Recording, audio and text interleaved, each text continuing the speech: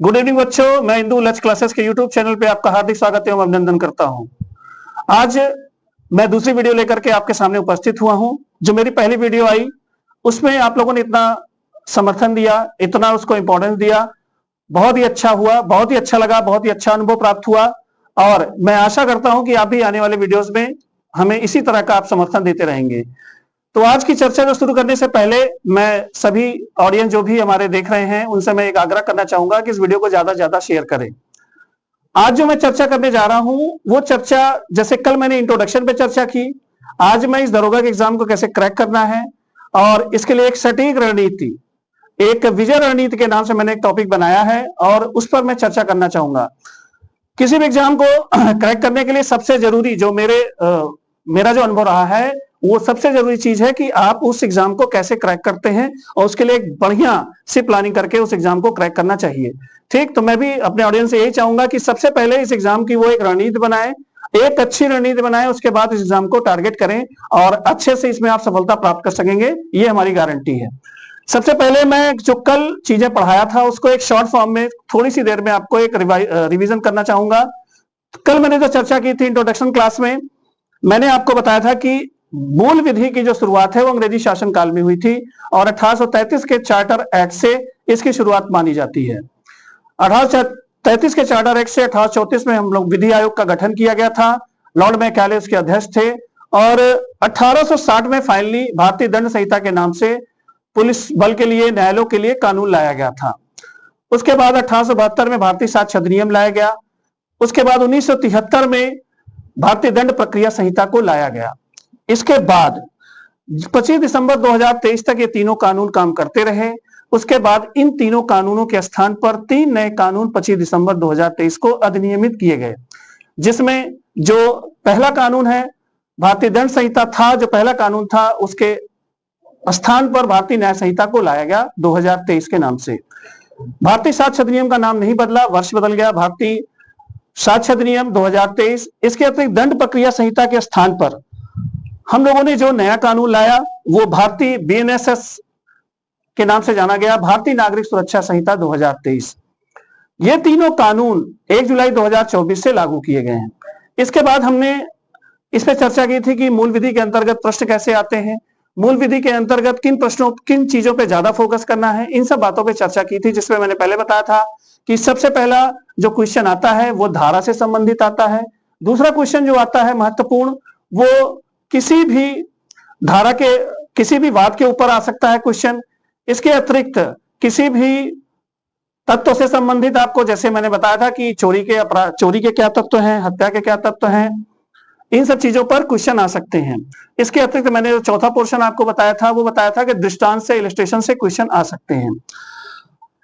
इन सब के अलावा मैंने आपको लास्ट में ये भी बताया था कि आपका जो वर्तमान समय में भारतीय न्याय संहिता है उसमें आपके जो धाराएं हैं वो आपकी घट करके 358 हो गई हैं, जिनको हम लोगों ने 20 भागों में बांटा है। ठीक, आज इसके आगे हम एक एक स्ट्रेटजी क्लास लेकर आए हैं, जिसको मैंने विजय रणनीति के नाम से नया नाम दिया है, विजय रणनीति का नाम दिया है, जिसमें हम इस एग्जाम को कैसे क्रैक किया जाएगा इस पर हमने चर्चा करने की बात आज सोची है। सबसे पहले कल भी मैंने एक डिफिनीशन दी थी, आज भी मैं एक डिफिनीशन देने जा रहा हूं, उसी से शुरुआत करूंगा। जैसे मैंने कल एक डिफिनीशन दी थी कि मूल विधि है क्या एक्चुअल में, तो उस मूल विधि को एक पीपीटी के माध्यम से मैं आपको रिप्रेजेंट करने जा रहा हूं कि मूल विधि, मौलिक कानून, मौलिक विधि, इनको इनको अगर परिचय इनका कराया जाए तो सरकार द्वारा बनाए गए ऐसे सभी कानून, सरकार के द्वारा बनाए गए ऐसे सभी कानून, सरकार के द्वारा बनाए गए ऐसे सभी कानून मूल विधि के अंतर्गत आते हैं। सरकार के द्वारा बनाए गए ऐसे सभी कानून जिसके द्वारा लोगों को उस सरकार के द्वारा प्राप्त अधिकारों की सुरक्षा हो सके और एक स्वस्थ सामाजिक वातावरण का निर्माण हो सके, ऐसी सभी विधियां लॉ मूल विधि के अंतर्गत आती हैं। तो कल मैंने इससे आपका परिचय कराया था, आज एक व्यवस्थित फॉर्मेट में आपको ये दे रहा हूं। जो बच्चे स्क्रीनशॉट लेना चाहते हैं वो स्क्रीनशॉट ले सकते हैं।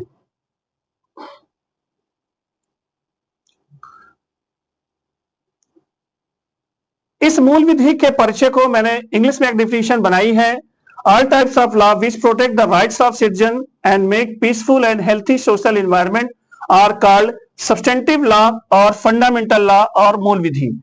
All types of law which protect, सबसे पहले मैं प्रोटेक्ट इस पे फोकस करूंगा, जो आपके अधिकारों की रक्षा करें, और make peaceful and healthy social environment, make peaceful and healthy social environment are called substantive law और फंडामेंटल लॉ और मूल विधि। बच्चों मैं यहां स्पष्ट करना चाहूंगा कि मैं बाइलिंगुअल पढ़ाऊंगा, हिंदी और इंग्लिश दोनों को साथ लेकर के चलूंगा। मैं उन सारी चीजों को, जो मैं हमेशा कहता हूं कि जैसे मैं सारी चीजों को जो पढ़ाऊंगा उसके लिए आप नोट्स के लिए परेशान न हो, मैं सारी चीजें आपको पीडीएफ फॉर्मेट में लच क्लासेस के टेलीग्राम चैनल पे उपलब्ध कराता रहूंगा। जो बच्चे अभी तक लच क्लासेस का टेलीग्राम चैनल नहीं ज्वाइन किए हैं या लच क्लासेस यूट्यूब चैनल को सब्सक्राइब नहीं किए हैं, वो प्लीज इसको सब्सक्राइब कर लें और लच क्लासेस के टेलीग्राम चैनल को ज्वाइन कर लें। ठीक, तो एक डिफिनेशन हमने बनाई है, all types of law which protect the rights of citizen and make peaceful and healthy social environment are called substantive law, fundamental law और मूल विधि।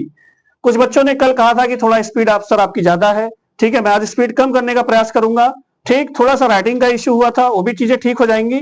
ठीक, तो सबसे पहले सबसे मेन आपका जो मैटर है, कंटेंट है, एक्सप्लेनेशन है। अगर उसमें कोई दिक्कत हो, उसमें किसी भी बच्चे को कोई इश्यू नहीं आया है, ठीक, ये बड़ी खुशी की बात है और अच्छे से मैं इसको मैं आज सारी चीजों को बेटर करने का प्रयास करूंगा।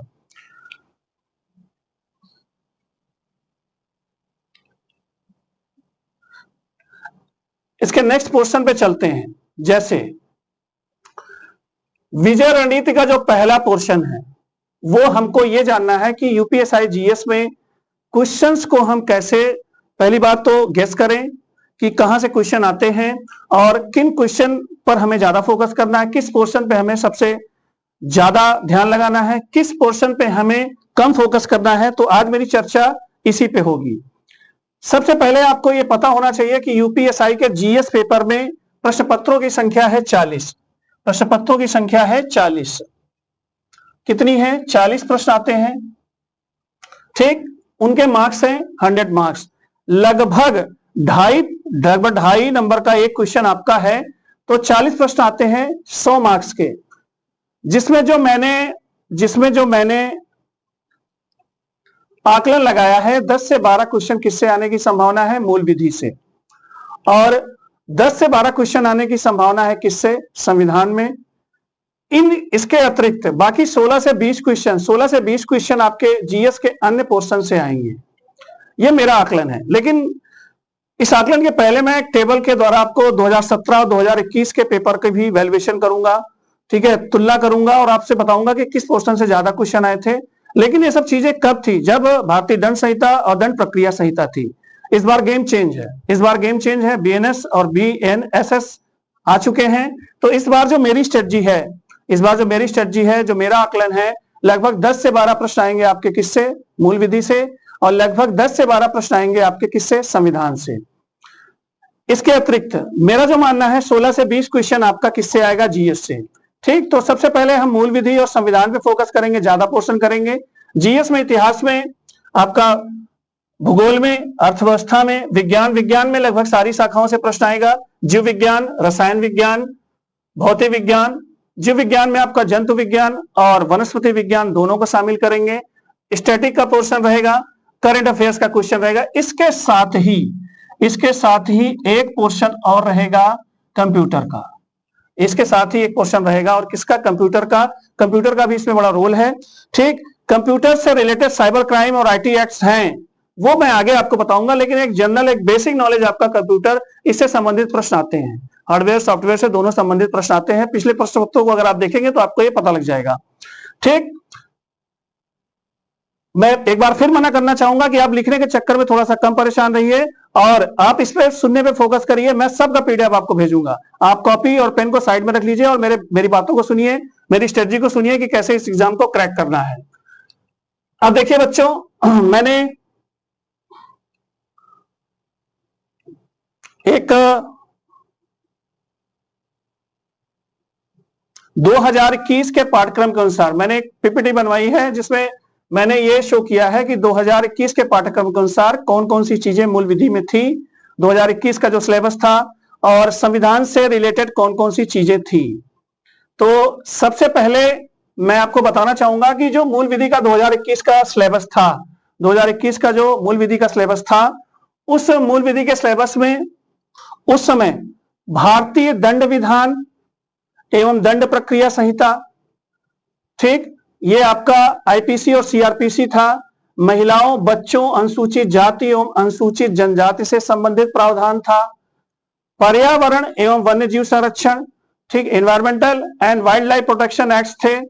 आयकर अधिनियम, इनकम टैक्स अधिनियम, मानवाधिकार संरक्षण, ह्यूमन राइट प्रोटेक्शन, सूचना का अधिकार अधिनियम, RTI, right to information act, भ्रष्टाचार निवारण अधिनियम, करप्शन प्रिवेंशन एक्ट, राष्ट्रीय सुरक्षा अधिनियम जिसको हम लोग एनएसए, नेशनल सिक्योरिटी एक्ट के नाम से जानते हैं, रासुका के नाम से जिसको आप जानते हैं, आईटी अधिनियम, information technology act, cyber crime, PIL, जनहित याचिका जिसे पब्लिक इंटरेस्ट लिटिगेशन बोलते हैं, महत्वपूर्ण न्यायिक निर्णय, ठीक, इंपॉर्टेंट जो है केसेस, उनके डिसीजन, भूमि सुधार, लैंड रिफॉर्म, भूमि एक्विजिशन, भूमि अधिग्रहण, भू राजस्व संबंधी कानून, लैंड रेवेन्यू एक्ट्स और यातायात नियम, ट्रांसपोर्ट एक्ट्स, ये सारी चीजें 2021 के पाठ्यक्रम में थी।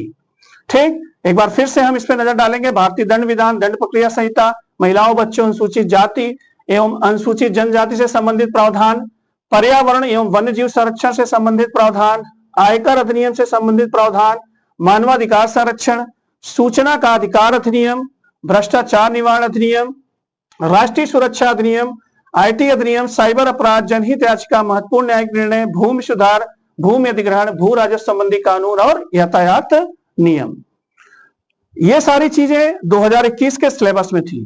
ठीक, किससे रिलेटेड थी? मूल विधि से रिलेटेड थी। अब 2021 के सिलेबस में, 2021 के सिलेबस में जो संविधान से रिलेटेड पोर्शन था वो क्या था? संविधान का उद्देश्य था, आपका एम क्या है, कॉन्स्टिट्यूशन का मौलिक अधिकार, आपके जो फंडामेंटल राइट्स थे, नीति निदेशक तत्व, directive principle of state policy, मूल कर्तव्य, fundamental duties, parliamentary ruling system, संसदीय व्यवस्था, केंद्र और प्रादेशिक सरकारों का गठन, union and states and there powers, स्थानीय स्वशासन, लोकल सेल्फ गवर्नमेंट, आपका केंद्र राज्य संबंध, सेंट्रल स्टेट रिलेशनशिप, निर्वाचन, इलेक्शन था, और ऑल इंडिया सर्विसेज के बारे में था, अखिल भारतीय सेवाओं के बारे में, और शेड्यूल्स के बारे में था, अनुसूचियों के बारे में था। तो ये 2021 का सिलेबस है, ये आपका 2021 का सिलेबस है। इस सिलेबस का वर्तमान समय में कोई उतना महत्व नहीं है, क्योंकि 15 मई तक लेटेस्ट आपका जो है वो नोटिफिकेशन आ जाएगा, और हो सकता है उसमें कुछ चेंजेस भी हो सकते हैं, नहीं भी हो सकते हैं, कोई भी पॉसिबिलिटी बन सकती है, क्योंकि इस बार जो है जो मेजर एक्ट्स हैं वो क्या है, चेंज हैं। अब एक टेबल के माध्यम से मैं मूल विधि का तुलनात्मक अध्ययन करूंगा कि मूल विधि के कौन से पोर्शन 2017 में ज्यादा इंपॉर्टेंट थे, कौन से पोर्शन 2021 में ज्यादा इंपॉर्टेंट थे, इन सब पे चर्चा करूंगा।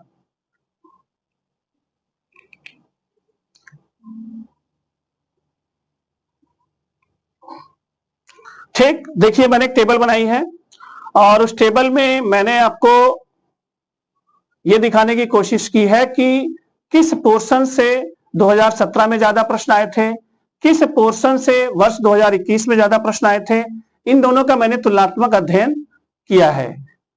ठीक, सबसे पहले हम देखेंगे, ये देखिए खास बात देखिएगा, भारतीय दंड संहिता और दंड प्रक्रिया संहिता, वर्ष 2017 में पूछे गए प्रश्नों की संख्या कितनी थी? 9। 2021 में प्रश्नों की संख्या कितनी थी? 7। देखिए मूल विधि में ज्यादातर लोग इसी को फोकस करते हैं, अभी मैंने जो आपकी विजय रणनीति की बात की, अपनी विजय रणनीति की बात की, इसको कैसे क्रैक करना है, तो उसमें भी मैंने 10 से 12 क्वेश्चन आपको इससे दिखाए हैं। ठीक है, मूल विधि से ही दिखाए हैं। ठीक, और मूल विधि के अतिरिक्त 10 से 12 क्वेश्चन हमने संविधान से बताए हैं। लेकिन जब हम यहाँ पे देखेंगे तो मूल विधि का जो ये पोर्शन है, आपका मूल विधि का जो पोर्शन है, भारतीय दंड संहिता, दंड प्रक्रिया संहिता, ये तो है नहीं। अब भारतीय न्याय संहिता और भारतीय नागरिक सुरक्षा संहिता, तो इन दोनों पोर्शन को हमको ध्यान में रख करके आगे बात करनी है। तो जो भारतीय दंड संहिता से प्रश्नों की संख्या थी वो कितना थी? आपकी 9 प्रश्न आए थे, 9 प्रश्न आए थे। ठीक। और 2017 में प्रश्नों की संख्या 9 थी। 2021 में प्रश्नों की संख्या कितनी थी? 7 थी। 2017 में 9, 2021 में 7। अब देखिए जो दूसरा पॉइंट है, महिलाओं, बच्चों, अनुसूचित जाति, जनजाति के इत्यादि के संबंध में विधिक प्रावधान। ऐसे कानून जो महिलाओं, बच्चों, अनुसूचित जाति और जनजाति के बारे में आपको प्रोटेक्शन दें, उसके प्रश्नों की संख्या वर्ष 2017 में कितनी थी? 6 थी। 2021 में प्रश्नों की संख्या आपकी 7 थी। पर्यावरण एवं वन्य जीव संरक्षण, environmental and wild life protection act से क्वेश्चनों की संख्या लगभग कितनी थी? 5 थी 2017 में। 2021 में प्रश्नों की संख्या कितनी थी? 4 थी। इसके बाद मानवाधिकार संरक्षण, ह्यूमन राइट्स प्रोटेक्शन एक्ट की जो आपकी संख्या थी वो लगभग 6 थी और 2021 में कितनी थी? 5 थी। यह देखिए सूचना का अधिकार अधिनियम, सूचना का अधिकार अधिनियम, इसमें प्रश्नों की संख्या देखिए कितनी है? 13 है। प्रश्नों की संख्या इसमें कितनी है? 13 है। ठीक। 2017 में और 2021 में प्रश्नों की संख्या कितनी है? 11 है। तो ये देखिए कि दंड संहिता, दंड प्रक्रिया संहिता से प्रश्नों की संख्या 9 थी, वहीं सूचना के अधिकार अधिनियम में प्रश्नों की संख्या कितनी है? 13 है। इसके अतिरिक्त 2021 में भी इसका रेशियो ज्यादा था, 2021 में भी इसका रेशियो ज्यादा था। 2021 में इसका रेशियो है 11। ठीक। तो जो पहला फोकस पॉइंट है इस टेबल का, जो पहला फोकस पॉइंट है इस टेबल का, वो आपका ये होना चाहिए कि इन सब में जो आपको अगर दोनों वर्षों का तुलनात्मक अध्ययन किया जाए तो इन दोनों वर्षों में आपका सूचना का अधिकार अधिनियम सबसे ज्यादा इंपॉर्टेंट रोल है। लेकिन मैं फिर यही कहूंगा कि इस बार मामला थोड़ा सा चेंज रहेगा, क्योंकि बीएनएस और बीएनएसएस दोनों नए हैं, तो कुछ भी हो सकता है। लेकिन हम अगर प्राथमिकता पे रखेंगे तो हम इस आरटीआई को प्राथमिकता में रखेंगे। ठीक। और यातायात नियम से प्रश्नों की संख्या कितनी थी? 5 थी। और आपके 2021 में प्रश्नों की संख्या थी आपकी 6। तो ये तुलना अभी हमने सिर्फ इन 6 पार्ट की थी, जिसमें हमें सबसे इंपॉर्टेंट पोर्शन जो आपको लगा वो आपका सूचना का अधिकार अधिनियम है। ठीक। इसके बाद हम आगे देखते हैं भ्रष्टाचार निवारण अधिनियम, करप्शन प्रिवेंशन एक्ट्स, इनकी संख्या 2017 में कितनी थी? 4 थी। इनकी संख्या कितनी थी? 2017 में 4 थी, 2021 में 6 थी। ठीक। इनकम टैक्स अधिनियम, आयकर अधिनियम, इनकम टैक्स एक्ट, इनकी संख्या थी 6 और इनकी 2021 में संख्या थी क्या? 9। ठीक। एनएसए, राष्ट्रीय सुरक्षा अधिनियम, नेशनल सिक्योरिटी एक्ट, इसकी संख्या थी कितनी? 7 थी 2017 में और 2021 में इसकी संख्या थी 5। ठीक। स्क्रीनशॉट आप ले चलिए, स्क्रीनशॉट इसका ले लीजिए, आप एक स्क्रीनशॉट इसका आप ले लीजिए, फिर मैं आगे इसको बढ़ाता हूं। पहले इसका स्क्रीनशॉट ले लीजिए आप, इंपॉर्टेंट टेबल है, मैं वैसे पीडीएफ में भेजूंगा लेकिन आप ले लीजिए।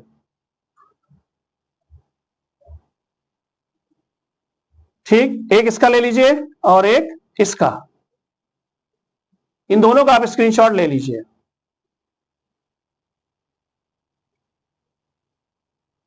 ठीक।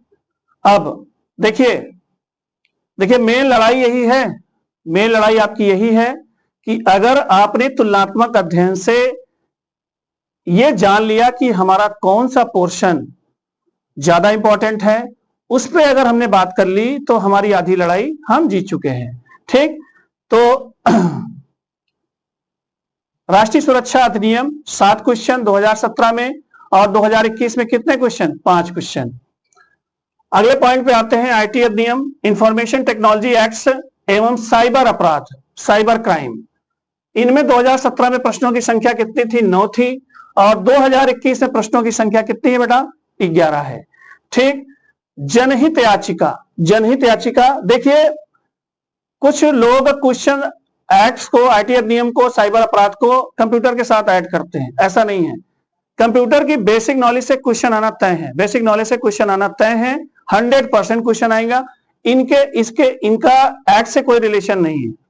ठीक। तो कंप्यूटर को आप विशेष रूप में ध्यान में रखिएगा कि उससे भी प्रश्न आ सकते हैं, बहुत ज्यादा टफ क्वेश्चन भी नहीं आते हैं, लेकिन आप ध्यान रखिएगा, तो इससे उसका कोई संबंध नहीं है। आईटी अधिनियम एवं साइबर क्राइम जनहित याचिका PIL, पब्लिक इंटरेस्ट लिटिगेशन, इससे 2017 में जो प्रश्नों की संख्या थी वो है 7 और 2021 में प्रश्नों की संख्या कितनी थी? 6। ठीक।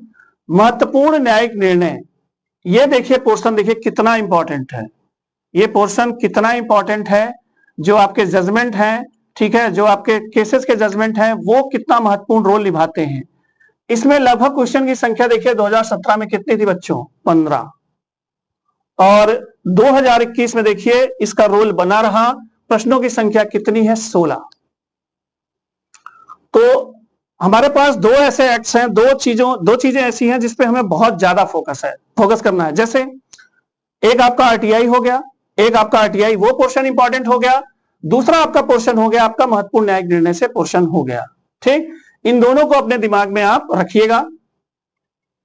एक स्क्रीनशॉट आप इसका ले लीजिए फिर से।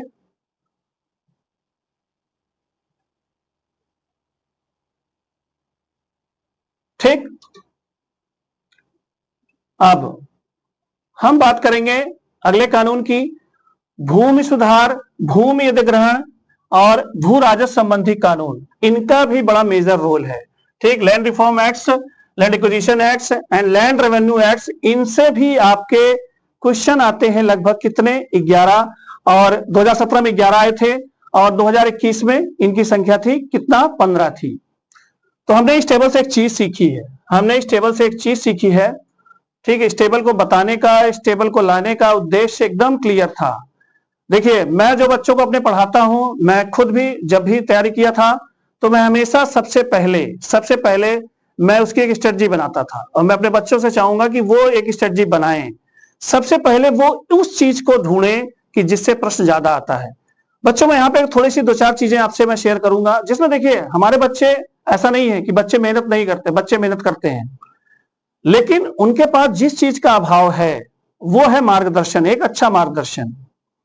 और उस अच्छे मार्गदर्शन में सबसे पहली चीज आती है कि कोई भी उनको ये बताए या वो स्वयं अर्जित करें कि हमारे किस पोर्शन से ज्यादा प्रश्न आते हैं, किस पोर्शन से कम प्रश्न आते हैं। जैसे मैंने कल आपको बताया था कि जो आपकी BNS है और BNSS है, इनमें काफी धाराएं हैं, तो हमें फोकस करना है उस चीज पे जिसपे हमारे प्रश्न सबसे ज्यादा बनने के चांसेस हैं। ठीक, वो काम मैं करूंगा, मैं आपको गाइड करूंगा। लेकिन बेटा सबसे पहले अगर आप कंपटीशन की दुनिया में आते हैं, किसी भी एग्जाम को क्रैक करते हैं, तो सबसे पहली चीज अगर आप लीजिएगा तो प्रीवियस ईयर पेपर लीजिएगा। वो भी प्रीवियस ईयर पेपर एक मानक पब्लिकेशन से लीजिएगा, ठीक है, जो एक प्रतिष्ठित पब्लिकेशन हो। ठीक, तो उससे अगर आप पढ़ेंगे, देखेंगे कि किस पोर्शन से ज्यादा क्वेश्चन आते हैं, किस पोर्शन से कम क्वेश्चन आते हैं। जब बच्चा फ्रेशर होता है, तो जब वो आता है तैयारी की दुनिया में, तो वो उसके पास ये गाइडेंस अगर नहीं है तो 1-2 साल उसके वैसे निकल जाते हैं, ये सत्य बात है। अगर एक उचित मार्गदर्शन मिल जाए उसे, उसको ये पता लग जाए कि हाँ हमें ये चीज पढ़नी है, ये चीज छोड़नी है, तो उसे किसी भी प्रकार की दिक्कत नहीं होती है। तो मैं अपने बच्चों से यही कहना चाहूंगा कि बच्चों, सबसे पहले आप इस चीज पे ध्यान रखिए कि हमें कौन सी चीज पढ़नी है और कौन सी चीज छोड़नी है। ये सबसे बड़ा रोल निभाता है। GS का इतना बड़ा पोर्शन है, मूल विधि का इतना पोर्शन है, संविधान का इतना पोर्शन है, इतना पोर्शन दुनिया में किसी को रटा नहीं है, किसी भी बच्चे को रटा नहीं है। और बच्चा कौन नौकरी पाता है, अच्छा स्कोर कौन करता है? जो इनमें से छांट लेता है कि हमें इनमें से कौन सी चीज पढ़नी है, कौन सी चीज छोड़नी है। ये उन बच्चों को बातें अच्छी तरह समझ में आएगी जो इस तरह की स्ट्रेटजी को फॉलो करते हैं। बच्चे लगभग सभी मेहनत करते हैं, अच्छी तरह से मेहनत करते हैं, और लेकिन उनकी जो मेहनत होती है बिना दिशा निर्देश के होती है। तो मैं अपने बच्चों से इस टेबल को बताने का हमारा उद्देश्य सिर्फ इतना है कि वो चीजों को क्या करें, पहले जान लें कि हाँ कौन सी चीज ज्यादा इंपॉर्टेंट है और कौन सी चीज कम इंपॉर्टेंट है। ठीक, जैसे भारतीय दंड संहिता और दंड प्रक्रिया संहिता ये तो है नहीं, इसके स्थान पर जो है BNS और BNSS है। ठीक, तो वो इंपॉर्टेंट रहेगा, इस बार इंपॉर्टेंट रहेगा, उसको पढ़ना है। पहली बार एग्जाम हो रहा है तो उसके लिए आपको परेशान होने की आवश्यकता नहीं है, पढ़ाएंगे, अच्छे से पढ़ाएंगे, अच्छे से लर्न कराएंगे। लेकिन इसके अतिरिक्त हमको जो मेजर चीजें हैं वो आपकी है कि 13 क्वेश्चन वाला सूचना का अधिकार अधिनियम और 15 क्वेश्चन वाला महत्वपूर्ण न्यायिक निर्णय, इस पर हमें सबसे ज्यादा फोकस करना है। उसके बाद हमें भूमि सुधार, भूमि अधिग्रहण एवं भू राजस्व संबंधित कानून पर भी फोकस करना है। तो बच्चों मैंने अभी आपको एक टेबल के माध्यम से आपको ये बताने की चेष्टा की कि 2017 और 2021 के पेपर में कौन कौन सी चीजें इंपॉर्टेंट थी, ठीक। और इस वर्ष भी हमारा टारगेट लगभग लगभग इन्हीं के आसपास ही रहेगा, इन्हीं के आसपास ही रहेगा, जिसमें बीएनएस और बीएनएसएस को हम थोड़ा सा अच्छे से पढ़ेंगे, क्योंकि पहली बार एग्जाम हो रहा है तो हमें ये चीज पढ़नी पड़ेगी अच्छे से, ठीक। अब देखिए मैंने एक पॉइंट बनाया है, ठीक है, एक पॉइंट बनाया है, एक टेबल इसमें भी है, जिसमें हम इस भर्ती को क्रैक करने के लिए, इस भर्ती को क्रैक करने के लिए किन किन चीजों पे सबसे ज्यादा फोकस करेंगे। देखिए मैंने टाइटल भी डाली है, इस भर्ती के फोकस बिंदु, इस भर्ती के फोकस बिंदु, ठीक।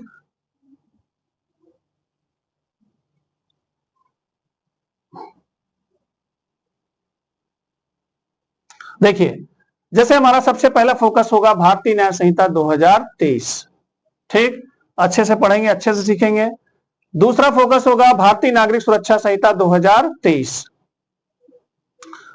इसके बाद तीसरा फोकस जो होगा हमारा महिलाओं से, बच्चों से, अनुसूचित जाति, अनुसूचित जनजाति के संबंध में जो विधिक प्रावधान है, इसको हमने सब पार्ट्स में बांट लिया है, ठीक। जिसमें हमने सबसे पहला पार्ट आपको दिखाया है दहेज प्रतिषेध अधिनियम, पहला पार्ट जो है वो दहेज प्रतिषेध अधिनियम है, ठीक। दूसरा पार्ट है बाल विवाह निषेध अधिनियम, तीसरा पार्ट है शिक्षा का अधिकार अधिनियम, चौथा पार्ट है घरेलू शिक्षा अधिनियम, अगला पांचवा पार्ट है स्त्री अशिष्ट रूपण, वुमेन प्रोटेक्शन एक्ट, स्त्री अशिष्ट रूपण प्रतिषेध अधिनियम, किशोरों के लिए किशोर न्याय संरक्षण, लैंगिक अपराधों से बच्चों का संरक्षण और पोक्सो अधिनियम, इसको ध्यान में रखना है। उसके बाद अनुसूचित जाति, अनुसूचित जनजाति अधिनियम, इस पे हमें अच्छी तरह से पढ़ाई करनी है। तो देखिए ये दो पोर्शन आपके भारतीय न्याय संहिता और भारतीय नागरिक सुरक्षा संहिता 2023, ये दो पोर्शन हुए। उसके बाद ये जो तीसरा पोर्शन है इसको हमने कई पार्ट में बांट लिया है। बच्चे अगर स्क्रीनशॉट लेना चाहते हैं तो इसका स्क्रीनशॉट ले सकते हैं,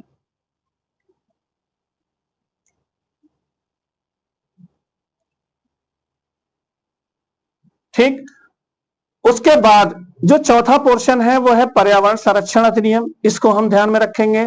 वन्य जीव संरक्षण अधिनियम, मानवाधिकार संरक्षण अधिनियम, सूचना का अधिकार अधिनियम और यातायात नियम, ठीक, इस पर हम ध्यान करेंगे, ठीक।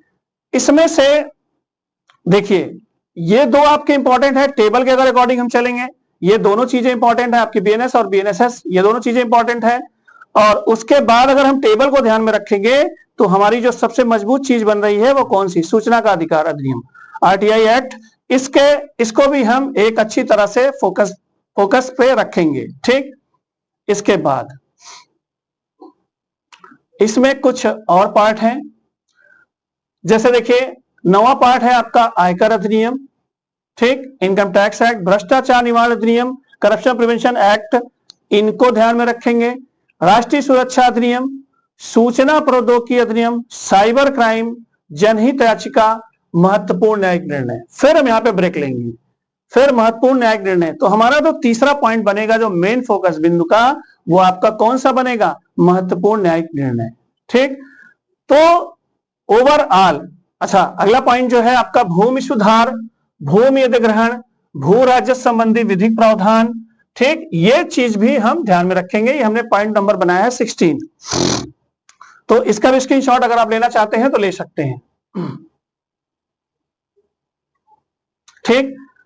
तो हमने टेबल के आधार पे, प्रीवियस ईयर पेपर के आधार पे हमने जो टेबल बनाई है, जो अपने पॉइंट्स अपने बनाए हैं, उसमें हमने सबसे पहले टारगेट रखा है किसको, भारतीय न्याय संहिता 2023, भारतीय नागरिक सुरक्षा संहिता 2023, महिलाओं, बच्चों, अनुसूचित जाति, अनुसूचित जनजाति, इन दोनों पॉइंट्स को। उसके बाद हम सीधे टारगेट करेंगे किसको, सूचना का अधिकार अधिनियम को। और उसके बाद हमारा जो आपका जो महत्वपूर्ण टॉपिक होगा वो आपका महत्वपूर्ण न्यायिक निर्णय से रिलेटेड होगा। तो इस टेबल के, इससे जो हमने तुलनात्मक एक अध्ययन किया था 2017-2021 से, हमें पढ़ना तो सब है, ऐसा नहीं कि हम इन चीजों को छोड़ेंगे, लेकिन जो हमें एक मजबूत अध्ययन करना है, वो मजबूत अध्ययन करना है हमें किससे, इन बीएनएस से, बीएनएसएस से, और आपका आरटीआई से, और आपका महत्वपूर्ण न्यायिक निर्णय। ये चार बिंदुओं को हमको फोकस अच्छे से करना है, छोड़ना कुछ भी नहीं है, ठीक। इसके बाद हम आते हैं किस पे आएंगे, संविधान के फोकस बिंदु पे। देखिए इस बार जो हमें टारगेट करना है, जैसे मैंने अभी पीछे बताया था कि आपका जो संविधान का पोर्शन है वो लगभग 10 से 12 प्रश्न देगा। ठीक, जीएस का एक महत्वपूर्ण पोर्शन है ही है, इसके साथ ही ये दरोगा की परीक्षाओं में भी एक महत्वपूर्ण पोर्शन है। ठीक, संविधान के फोकस बिंदु में हम जो सबसे पहले टारगेट करेंगे वो आपका भारतीय संविधान की विशेषता है। ठीक, इस पर हम चर्चा करेंगे, अच्छे से करेंगे, एवं उसके उद्देश्य हैं उस पर चर्चा करेंगे। ठीक, मौलिक अधिकार फंडामेंटल राइट्स, इस पे चर्चा करेंगे। उसके बाद नीति निर्देशक तत्व, इस पे हम चर्चा करेंगे। मूल कर्तव्य हैं आपके, उस पर चर्चा करेंगे, फंडामेंटल ड्यूटीज। संघ यूनियन भाग 5 आप लोग जानते ही होंगे, राज्य भाग 6, ठीक, स्टेट। स्थानीय स्वशासन, जिसमें हम पंचायतों और नगर पालिकाओं के बारे में अच्छे से पढ़ेंगे, लोकल सेल्फ गवर्नमेंट। केंद्र और राज्यों के बीच संबंध को हम टारगेट रखेंगे।